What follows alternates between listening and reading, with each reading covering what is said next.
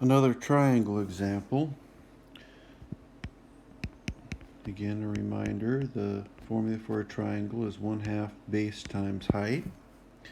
In this case, since there's a right angle in the corner here, the base and the height are actually just the sides of the triangle.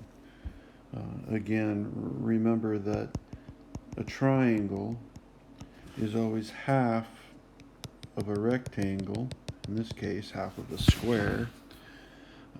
These two pieces are equal, and the area of the square, or the rectangle, if it was a rectangle, would have been base times height.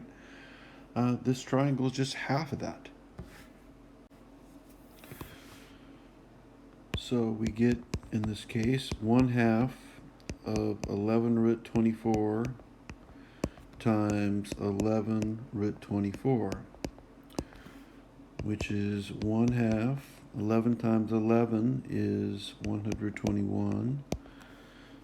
And under the root, this is going to be 24 times 24, which is 24 squared.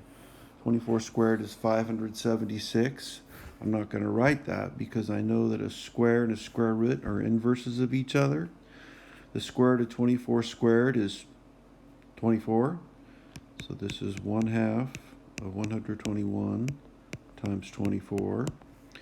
And because it's easier to take half of 24, I'll take 1/2 of 24, and that'll give me 12. And 12 times 121 is 1,452.